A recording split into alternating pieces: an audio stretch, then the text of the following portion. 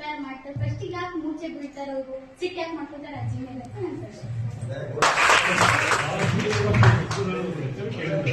ಅದು ಸರ್ ಅಜ್ಜಿನ ನೋಡಿ ಗಾಬರಿಯಾಗಿ ಯಾಕಂತ ಅಂದ್ರೆ ಆ ಪ್ರಕಾರ ಏನಾಗಿರ್ತಿತ್ತು ಅಂದ್ರೆ ಅಜ್ಜಿ ಮಾಡ್ತಾರಂದ್ರೆ ಈ ಮಾಸ್ತರು ನನ್ನೆಲ್ಲ ಬಂಗಾರ ತಗೊಂಡಾರ, ಒಂದು 20-30 ತೊಲಿ ಬಂಗಾರ ತಗೊಂಡಾರ.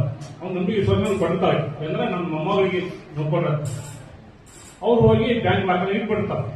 ಅವ್ರು ಒಟ್ಟ ಅದನ್ನ ಮುಟ್ಟಾಗಿಲ್ಲ. ಪುಸ್ತಕ ಕೇಳ್ತಾರ, ಪುಸ್ತಕ ಹೇಳ್ತಾರೋ ನಮ್ಮ ಮನದಾಗ ಐತ್ರಿ ಇಲ್ಲೇ ಮುದೋಳು ಏನ್ ನೋಡಿ ಮನ ಕೆಲ ಮಠದೊಳಗೆ ನಾ ಬಂಗಾರ ಹಾಕೊಂಡ್ ಬಿಡಿಸ್ಕೊಂಡ್ಬೇಕಂತ ಒಟ್ಟ ಯಾರಿಗೆ ಕೊಡತಾರ, ಎತ್ತಿ ಕೊಡುದಿಲ್ಲ, ಪುಸ್ತಕ ಕೊಡುದಿಲ್ಲ.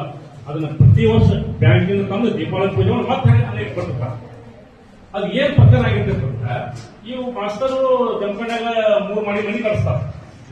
ಅವಾಗ ಅಕ್ಕಿಗೆ ಏನ್ ಅನ್ಸತಿ, ಯಾವಾಗ ರೊಕ್ಕ ಇಸ್ಕೊಂಡು ಬರ್ತಾವ ಹೋಗ್ತಿರ್ತಾವ, ನಮ್ ರೊಕ್ಕ ನನ್ನ ಬಂಗಾರದ ಇವು ಮಾಡಿ ಬಡಿ ಕಳ್ಸಿರ್ಬೋದು ಅಂತ ತಿಳ್ಕೊಂಡು ಊರಾ ಹುಡುಗ ಕರ್ಕೊಂಡು ಏನ್ ಮಾಡ್ತಾವ ರೊಕ್ಕ ಇಸ್ಕೊಂಡ್ಬರುಂಬ ಅಂತ ಹೇಳಿ ರೊಕ್ಕ ಇಸ್ಕೊಂಡ್ಬರುಂಬ ಅವ್ರು ಒಪ್ಪಂದ ಇಬ್ಬರಿಗೆ ಯಾರಿಗೆ ಹೇಳಂಗಿಲ್ಲ, ಯಾರಿಗೆ ಹೇಳ್ಬಾರ್ದು ಅಂತ ಹೇಳಿ ಕೊಟ್ಟಿರ್ತಾರೆ. ಅವಾಗ ಊರಾ ಹುಡುಗರು ಬಂದು ಯಾಸ್ಪೀಸ್ ಮಾತಾಡ್ಬಿಡ್ತಾರೆ ಮಾಸ್ತರ್ಗೆ, ಸಿಟ್ಟಿಗೆ ಎಬ್ಬಿಸ್ಬಿಡ್ತಾರೆ.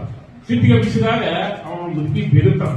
ಅವಾಗ ಮತ್ತೆ ಈ ಮುದುಕಿ ಮತ್ತೆ 4 ದಿನ ಕರ್ಕೊಂಡ್ಬಂದಲ್ಲ ಅಂತ ಹೇಳಿ ಆ ರೀತಿ ರೋಷ್ ಹೋಗ್ತಾನ. ಆಮೇಲೆ ಮೊಮ್ಮಗಳ ಮೂಲಕ ಅಲ್ಲಿ ಸುಖಾಂತ್ಯ ಕಾಣುವಂತ ಸಂದರ್ಭ ಬರ್ತದೆ. ಅದು ನಿಮ್ ಕತ್ತೂರು ಐತದ, ಕರೆಕ್ಟ್ ಐತದ. ಫಸ್ಟಿಗೆ ಬಂದಾಗ ಹಿಂಗ್ ಮಾಡಿದ್ರು, ಲಾಸ್ಟಿಗೆ ಹೆಂಗ್ ಮಾಡಿದ್ರು.